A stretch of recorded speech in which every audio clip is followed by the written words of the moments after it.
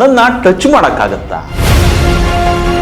ನನ್ನನ್ನು ಯಾರು ಏನೂ ಮಾಡೋಕ್ಕಾಗಲ್ಲ ಅಂತ ಕುಮಾರಸ್ವಾಮಿ ಅವರು ಹೇಳ್ತಾರೆ.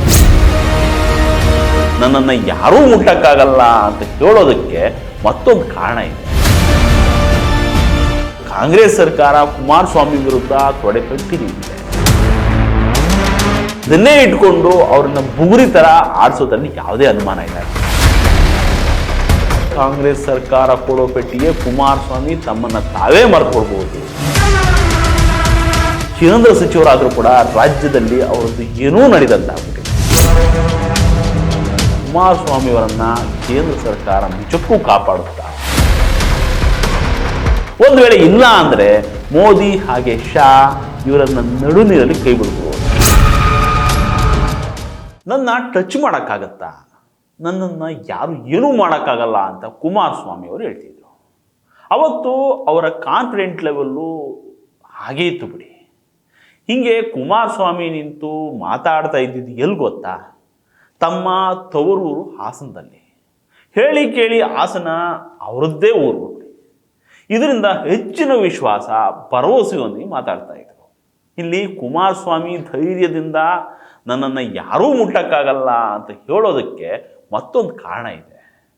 ಒಂದು, ತಾವು ಕೇಂದ್ರ ಮಂತ್ರಿ ಅನ್ನೋದು, ಮತ್ತೊಂದು ಕೇಂದ್ರ ಸರ್ಕಾರ ಬೆನ್ನಿಗಿದೆ ಅನ್ನೋದು. ಸರಿ, ಹಾಗಿದ್ರೆ ಇವ್ರು ಯಾಕೆ ಹಿಂಗೆ ಮಾತಾಡಿದ್ರು? ಅದು ಯಾವ ವಿಚಾರಕ್ಕೆ ಗೊತ್ತಾ? ಅದು ಬೇರೆ ಯಾವುದಕ್ಕೂ ಅಲ್ಲ, ಕ್ಯಾತ್ಗಾನಹಳ್ಳಿ ಜಮೀನಿನ ವಿಚಾರಕ್ಕೆ. ಇದು national TV special wide angle. ನಾನು ಮಂಜು ಪಾಣಗೆರೆ.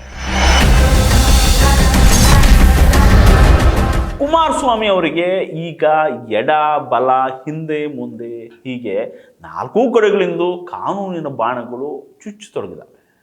ಮೊದಲನೆಯದ್ದು ಕೇತಗಾನಹಳ್ಳಿ ಜಮೀನು ವಿವಾದ, ಎರಡನೆಯದು ಹಲಗೆ ಒಡೆಯರ್ನಹಳ್ಳಿ ಡಿನೋಟಿಫಿಕೇಶನು, ಮೂರನೆಯದು ಗಂಗೇನಹಳ್ಳಿ ಹಗರಣ, ಹಾಗೆ ನಾಲ್ಕನೆಯದು ಜಂತಕಲ್ ಮೈನಿಂಗು. ಈ ನಾಲ್ಕು ಫೈಲ್ಗಳನ್ನು ಹಿಡ್ಕೊಂಡು ಕಾಂಗ್ರೆಸ್ ಸರ್ಕಾರ ಕುಮಾರಸ್ವಾಮಿ ವಿರುದ್ಧ ತೊಡೆ ತಟ್ಟಿ ನಿಂತಿದೆ.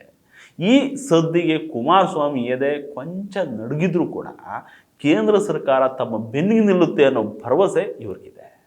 ಇದರಿಂದಲೇ ಕುಮಾರಸ್ವಾಮಿಯವರು ನನ್ನನ್ನು ಯಾರೂ ಟಚ್ ಮಾಡೋಕ್ಕಾಗಲ್ಲ ಅಂದಿತ್ತು ಕೂಡ. ಅದು ಸರಿನೂ ಆಗಿದೆ, ಸರಿನೂ ಇದೆ ಅದು. ಆದರೆ ಒಂದು ವಿಷಯ ಏನಂದರೆ, ಅಂಥದ್ದೊಂದು ಪರಿಸ್ಥಿತಿ ಬಂದರೆ ಕೇಂದ್ರ ಸರ್ಕಾರದ ನಾಯಕರು ಇವರನ್ನು ಕಾಪಾಡಲೂಬಹುದು. ಆದರೆ ಮುಂದೆ ಇದನ್ನೇ ಇಟ್ಕೊಂಡು ಅವರನ್ನು ಬುಗುರಿ ಥರ ಆಡಿಸೋದ್ರಲ್ಲಿ ಯಾವುದೇ ಅನುಮಾನ ಇಲ್ಲ ಬಿಡಿ. ಕುಮಾರಸ್ವಾಮಿ ಅವರ ಈ ಯೋಜನೆಯನ್ನು ದುರಾಲೋಚನೆ ಅನ್ಬೇಕು ಇಲ್ಲ ದೂರಾಲೋಚನೆ ಅನ್ಬೇಕು ಗೊತ್ತಾಗ್ತಿಲ್ಲ. ಇರಲಿ, ಇದೆಲ್ಲ ಹಿಂಗಾಗುತ್ತೆ ಅಂತನೇನೋ ದೇವೇಗೌಡರು BJP ನಾಯಕರು ಹೆಗಲ ಮೇಲೆ ಕೈ ಇಟ್ಟಿದ್ರೋ ಏನೋ ಗೊತ್ತಿಲ್ಲ. ಈಗ ಅದು ವರ್ಕೌಟ್ ಆಗೋ ಎಲ್ಲ ಲಕ್ಷಣಗಳು ಗೋಚರ ಆಗ್ತಾ ಇದ್ದಾವೆ. ಇದೇ ವಿಶ್ವಾಸದಲ್ಲಿ HD ಕುಮಾರಸ್ವಾಮಿ ಅವರು ಮಾತಾಡಿದ್ದಾರೆ. ಅಷ್ಟಕ್ಕೂ ಕಳೆದ ವರ್ಷವೇ ಇದರ ಬಿಸಿ ಕುಮಾರಸ್ವಾಮಿ ಅವರಿಗೆ ತಟ್ಟಿತ್ತು. ಆಗ ಯಾವುದೋ ಒಂದು ಹಳೆಯ ಪ್ರಕರಣವನ್ನು ಕೆದಕಿ ಸುಪ್ರೀಂ ಕೋರ್ಟ್ನಲ್ಲಿರೋ ಪ್ರಕರಣ ಇಟ್ಕೊಂಡು ಸರ್ಕಾರ ನನ್ನನ್ನು ಬ್ಲಾಕ್ ಮೇಲ್ ಮಾಡ್ತಿದೆ ಅಂತ ಕುಮಾರಸ್ವಾಮಿ ಅವರು ಆರೋಪ ಮಾಡಿದರು. ಇದಕ್ಕೆಲ್ಲ ನಾನು ಕೇರ್ ಮಾಡಲ್ಲ ಅಂತಲೂ ಕೂಡ ಹೇಳಿದರು. ಈಗ ಯಾರು ಟಚ್ ಮಾಡೋಕ್ಕಾಗಲ್ಲ ಅಂತ ಹೇಳ್ತಿದ್ದಾರೆ. ಹಾಗಿದ್ರೆ ಕುಮಾರಸ್ವಾಮಿಯವರನ್ನು ಕೇಂದ್ರ ಸರ್ಕಾರ ನಿಜಕ್ಕೂ ಕಾಪಾಡುತ್ತಾ? ಒಂದು ವೇಳೆ ಕಾಪಾಡಿದ್ರೆ ಅದಕ್ಕೆ ಅವರಿಂದ ಪ್ರತಿಯಾಗಿ ಪಡೆಯೋ ಪ್ರತಿಫಲ ದಕ್ಷಿಣೆ ಏನು ಅನ್ನೋದನ್ನು ನೋಡಿದ್ರೆ ಇಡೀ ರಾಜ್ಯನೇ ಬೆಚ್ಚಿ ಬೀಳೋದು ಪಕ್ಕ. ಅದರಲ್ಲೂ ಉದ್ಯಮಿಗಳು ಚಿಂತೆಗೀಡಾಗಿರೋದಂತೂ ನಿಜ. ಈ ಮಾತು ಸತ್ಯ ಅಂತಿವೆ ಕೆಲವು ಮೂಲಗಳು. ಅದೇನು ಅಂದರೆ, ಪ್ರಧಾನಿ ಮೋದಿಯವರು ಹಾಗೆ ಗೃಹ ಸಚಿವ ಅಮಿತ್ ಶಾ ಇವರಿಬ್ಬರು ಸ್ನೇಹಿತ ಉದ್ಯಮಿಗಳ ಬಳಗ ಬಹಳ ದೊಡ್ಡದಿದೆ, ಬಹಳ ಜನರಿದ್ದಾರೆ. ಅವರ ಕಣ್ಣು ಕರ್ನಾಟಕದ ಮೇಲೆ ಬಿದ್ದಿದೆಯಂತೆ. ಈಗ ಇಲ್ಲಿ ಪ್ರಮುಖ ಉದ್ಯಮಗಳನ್ನು ತೆರೆಯೋದಕ್ಕೆ ಈಗಾಗಲೇ ಎಲ್ಲವನ್ನೂ ರೆಡಿ ಮಾಡ್ಕೊಂಡಿದ್ದಾರಂತೆ. ಒಂದು ವೇಳೆ ಕುಮಾರಸ್ವಾಮಿ ಮೇಲೆ ರಾಜ್ಯ ಸರ್ಕಾರ ಮುರ್ಕೊಂಡು ಬಿದ್ದರೆ ಅವರನ್ನು ಕೇಂದ್ರ ಸರ್ಕಾರ ರಕ್ಷಣೆ ಮಾಡಲಿದೆಯಂತೆ. ಆಮೇಲೆ ಋಣ ಸಂದಾಯದ ಮಾತುಕತೆಗೆ ಕೂತ್ಕೊಳ್ತಾರೆ ಅಂತ ಹೇಳಲಾಗ್ತಿದೆ.